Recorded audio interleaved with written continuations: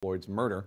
The indictment alleges that they violated many of Floyd's constitutional rights. These federal charges come just 2 weeks after a jury found Derek Chauvin guilty on state murder charges, kneeling on Floyd's neck last year for 9.5 minutes.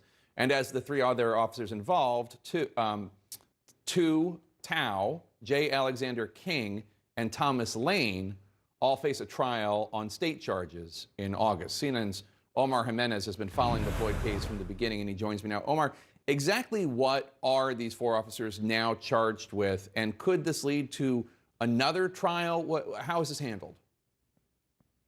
Yeah, Jake, so these federal charges are coming in addition to the state charges. So these four former Minneapolis police officers could face a new trial in federal court. Now, with this federal indictment, we're seeing 3 counts of civil rights violations listed, and they all apply slightly differently to each of these former officers. Like with Derek Chauvin, for example, in count 1, it focuses specifically on him, and it says he held his knee across George Floyd's neck and his right knee on Floyd's back and arm as George Floyd laid on the ground, handcuffed and unresisting, and kept his knees on Floyd's neck and body even after Floyd became unresponsive. Count 2, which focuses on Tu Tao and J. Alexander King, says the defendants willfully failed to intervene to stop defendant Chauvin's use of unreasonable force. And count 3, which encompasses all the officers, including former officer Thomas Lane, the defendants saw George Floyd lying on the ground in clear need of medical care and willfully failed to aid Floyd. Now, we've reached out to the attorneys for all of these former officers.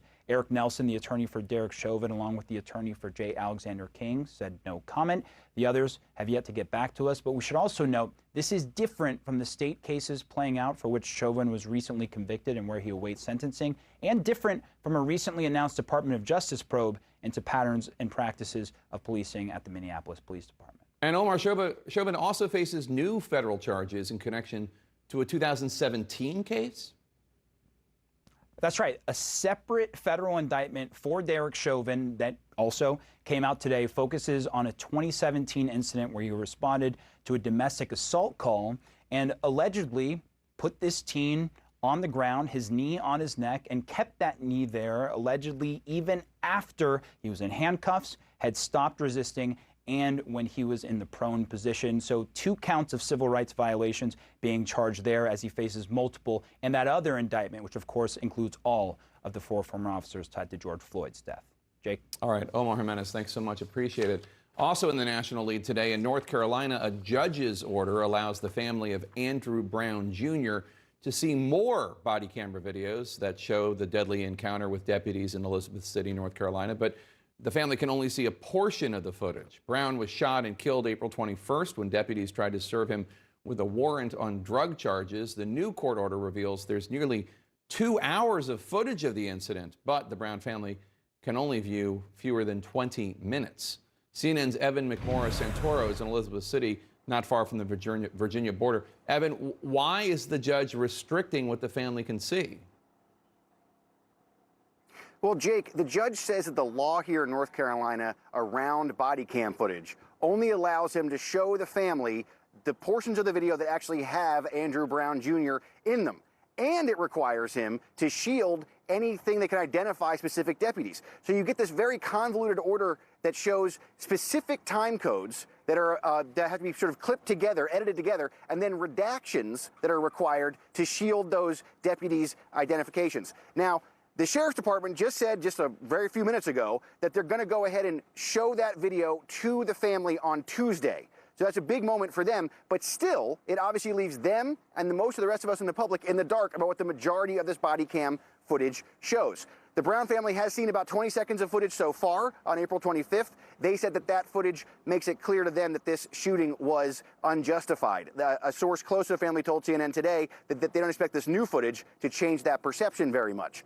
As for the rest of us, we haven't seen any of the body cam footage, and we're not going to for quite a while, it seems. What we have seen is some footage from before and after the shooting that was captured in other places. We've seen some footage of the sheriff's deputies rolling up in a heavily armed, wearing tactical gear in a sheriff's department pickup truck, rolling up on the house that was captured by a city camera on the corner of the house where Brown lived.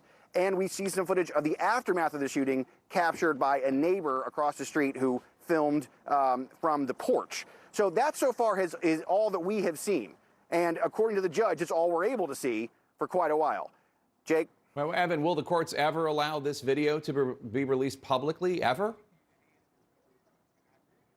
That's a very much an open question, Jake. It's the right question. It's an open question. A bunch of media outlets, including CNN, have pursued legal action to try to get this video out. And a lawyer for that media group told CNN today that they're going to go ahead and look at the judge's order and plan to do an appeal and try to get that video footage out, Jake. All right, Evan, thank you so much. Appreciate it. Coming up, the biggest brood of cicadas ever is about to come out of the ground. Where will your backyard be their Airbnb? That's next. And will that tree also catch a falling Chinese rocket? The latest on the rogue chunk of metal